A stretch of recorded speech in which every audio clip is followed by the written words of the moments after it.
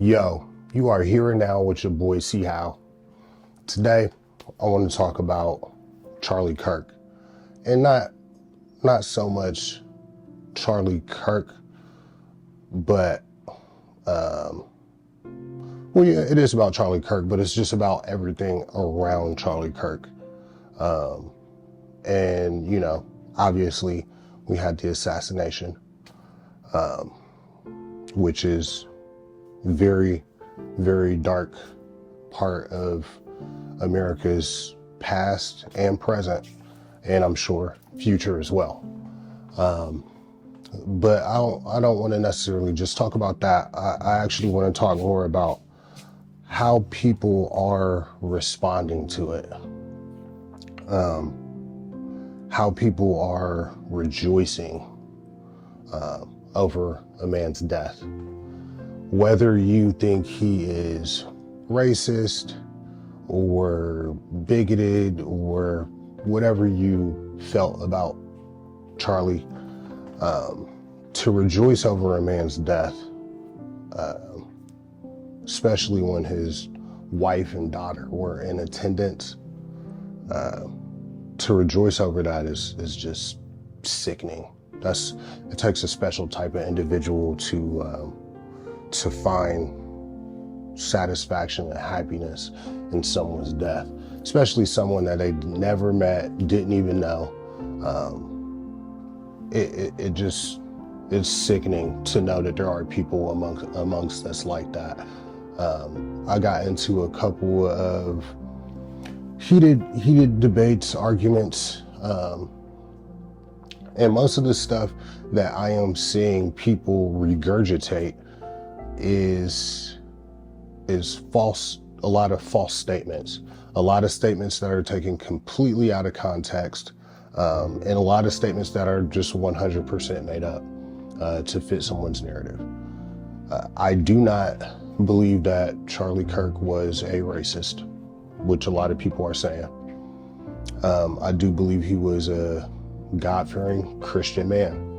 And when you stand on your principles as a Christian man, you are going to ruffle some feathers.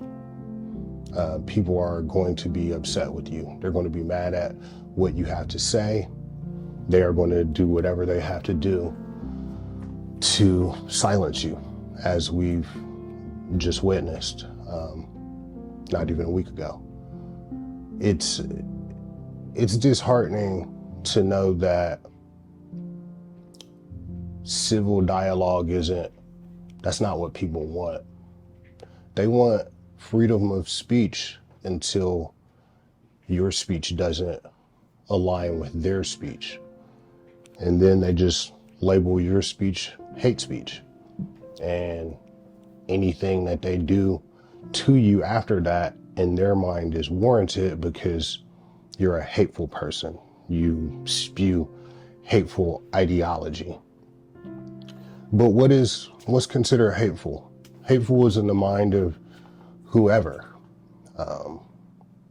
Over the last year or two, maybe 3 years, the trans topic has been a very polarizing topic.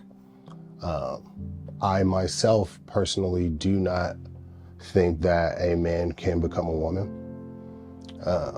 I think that a man can dress as a woman. I think that a man can feel in himself like a woman. But the reality is, God is perfect when he makes things. And if he made you a man, you're a man. If he made you a woman, you're a woman. I don't think it's hateful that I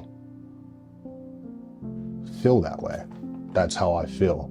I don't feel that that's a hateful thing. I don't feel that I'm bigoted because I feel like that. It just is what it is. But now all of a sudden we've allowed this sickness to enter into our society to where if someone feels offended, then the person that said it to him was in the wrong. Whereas We can be offended every day by everything. I shouldn't have to walk on eggshells because I have my belief and you have yours.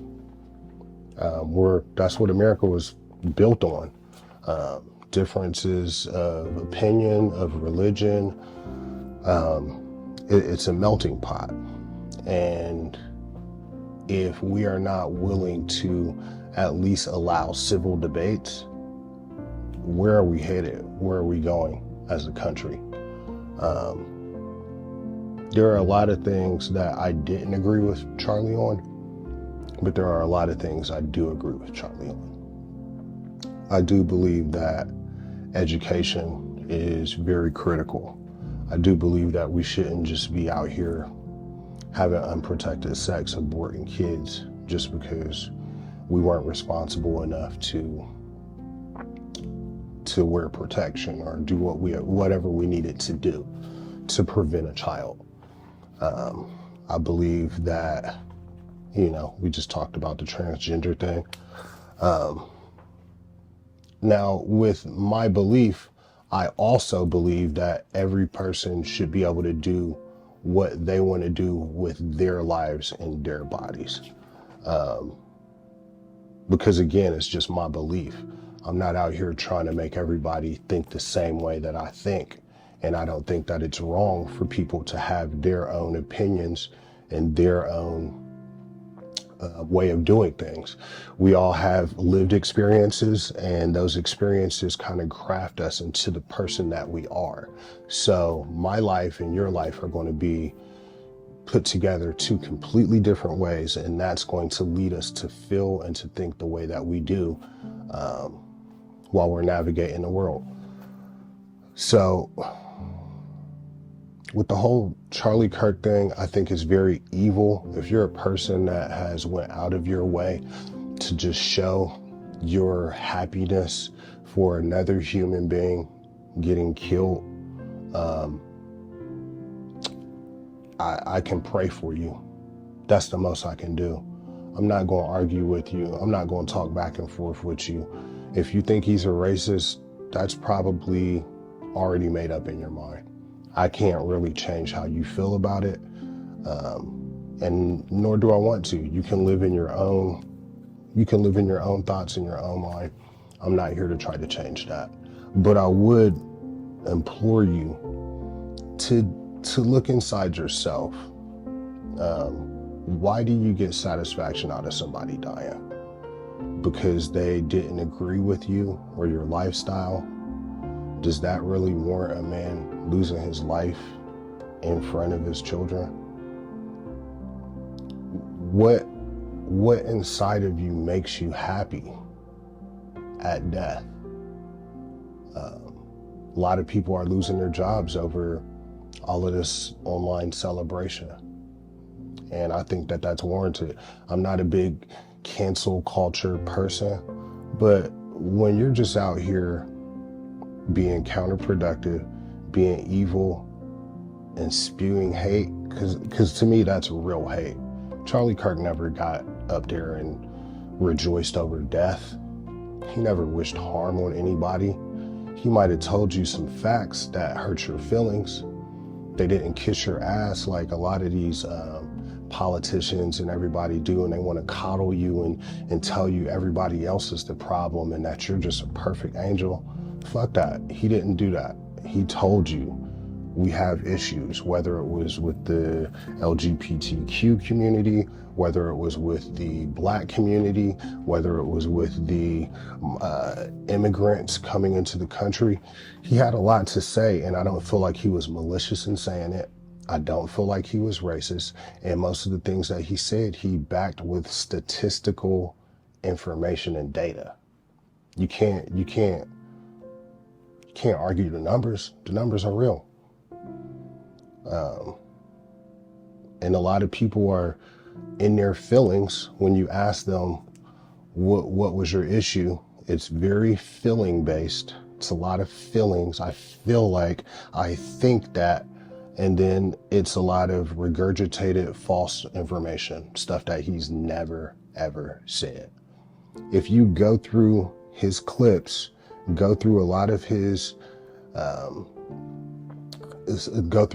lectures and things like that, the dude was speaking very positively, and he had good things to say, and he actually, I think, encompassed what the American dream should be for yourself, for your family, and for your fellow man. Christian ideas, Christian ideals, a sense of patriotism to your country, and then love for your neighbor, love for your fellow man. There's nothing wrong with wanting to make America a better place for everybody that is a citizen here and that belongs here. There's nothing wrong with that. And I feel like he spoke his mind and he was ultimately killed for it. If you are happy that a man was killed for using his free speech, whether you think it was hate or whether you think he was spitting facts, if you are happy that a man was killed for free speech, then you got to look at yourself and see exactly what you are what you align with and what part of history you're trying to be on. Because the people that call everybody else dictators, fascist, all of these terms, it's starting to look like they're the thing that they are fighting against, that they're supposedly fighting against. They try to silence you. They don't want to have a civil debate. They want to scream. They want to yell. They want to resort to violence.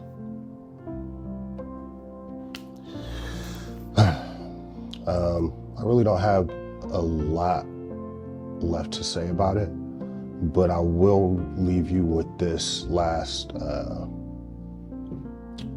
Charlie Kirk quote, or not quote, but video.